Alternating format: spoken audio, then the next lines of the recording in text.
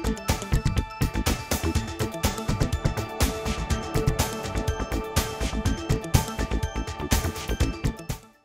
I'm Marta Wall, and I'm here with Dr. Joe Haraszti. It's nice to see you. Good to see you, Marta. A lot of interesting stuff. One of the most important things that I can think of right now is this business with Lindsey Lohan. She has been told repeatedly, stay away from controlled substances and keep yourself out of situations that could conceivably get you into trouble with controlled substances. What's going on in the mind of someone like Lindsey Lohan? Well, it's difficult for me to put myself into her mindset, but I do know that she's obviously a very gifted, very talented film actress. Having said in Mean Girls and other productions, she has a lot of things going for her. She aspires to become like Marilyn Monroe, hopefully in the best sense. And she has, I think in some unconscious ways, tried to emulate Marilyn's career. But when she's told stay away from these things because you have, she's had arrest warrants out for her, and she just slips under. Her attorney does it, we're not going to call you in on the cancer, but you must stay out of these circumstances because you're in violation of your probation. What is she thinking, when she's, what gets into the mind of someone who puts themselves in the situation of being in clubs, being at parties where there's alcohol and drugs and everything that puts her at risk? Well, one of the things that she would know better, because she's already gone through a rehab program at Restored, which is a good program in Utah. She has spent 84 minutes in jail. That may have been a short time, but still, just going through the booking process and whatever, it is a very humiliating experience. I don't think it's something that she would have to repeat. So one of the things that she would know better, and yet she continues to push limits. And I have a feeling that there's a number of things contributing to this. First of all, if you look at her background, she has had parents who have had a difficult time setting limits. Her parents have not provided the best example for her. She has been very motivated, so in a sense it puts her into a hard position vis-a-vis her parents, because she's a breadwinner in the family.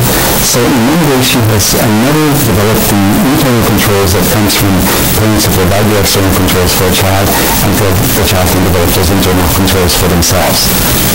So even though she continues to age and gets older, and as a result of the way she is, looks much older than her years, and goes out and lives in a world that makes her appear more worldly, there's something very childish about her. Not childlike, but childish. Yes, there's something very childish. There's a part of her that's very mature, very adult-like. Her looks, her appearance, she has a beautiful body and so on. All of these are very adult. She's like an adult woman, she's like a femme fatale in some ways. But deep down, she's like a child who's a lost soul.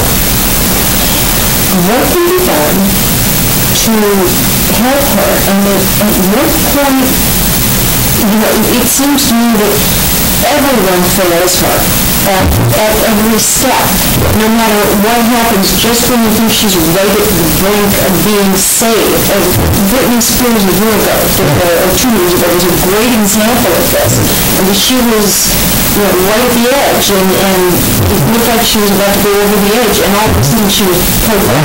In Britney's case, a lot of things happened for her in the best possible way. First of all, she got a good psychiatrist who put her in hold and involuntary hold. She was placed into Cedars-Sinai. The judge there placed her on a conservatorship with her father having been made conservator. She was placed on the proper medication to address her underlying psychiatric disorder. And once all that kicked in, and she started using her God-given talents and her brain, her mind, then she was able to see the wisdom of all this, and she turned herself around. Now, Lindsey, unfortunately, has not had this. It seems that everybody has conspired to enable her and just not set limits for her. From her parents to society to even the judge, who instead of following through with her threat of placing her back into some type of rehabilitation, essentially just puts her into an outpatient program. She can continue to make her movies. She only has to wear an alcohol detector bracelet. I mean, it seems to me that this is like a band-aid for someone who needs a much stronger, much tougher approach. When you have someone who's in this kind of situation, if the day comes that she is found dead or overdoses, in a club somewhere, you look at it and say, who's responsible? I mean, ultimately, yes, she's responsible for herself, but you look at all the places where it could have been stopped, I mean, starting with parents, but you start going up the food chain, somebody look at her attorney, and you look at therapists who have met with her throughout the course of this, and you look at the judges, and you kind of wonder at what point could it have been stopped. Right. Well, I think we are all responsible to a certain extent. But the bottom line with her is that she does not have, she doesn't have the internal controls to set limits for herself. She's out of control, and she also needs to test limits. So if the judge says, okay, you can't do this, she's going to try it. She's going to test to see whether it's going to be the result. If she doesn't return in jail, then she will just push it even further.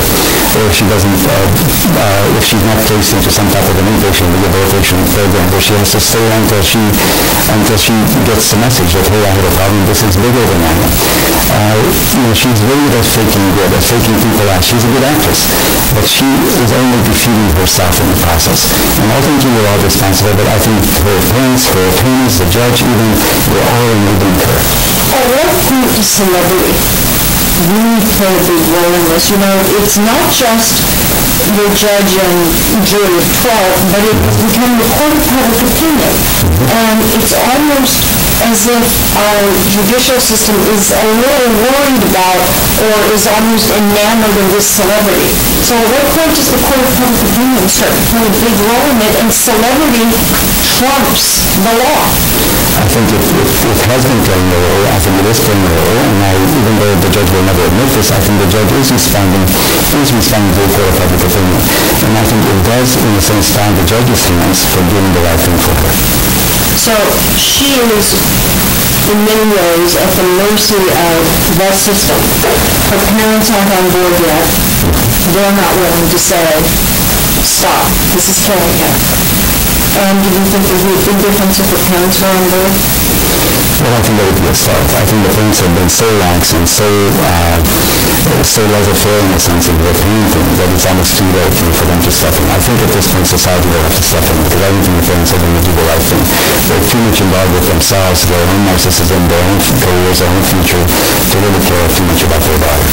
Okay, that's going to do it for this episode of Jeremiah, Having a Talk. And next time we're going to talk about Lindsey and her scram bracelet, and that's the alcohol return bracelet. So until next time, I'm Marta. And I'm Dr. Haraszti. And we'll see you next time.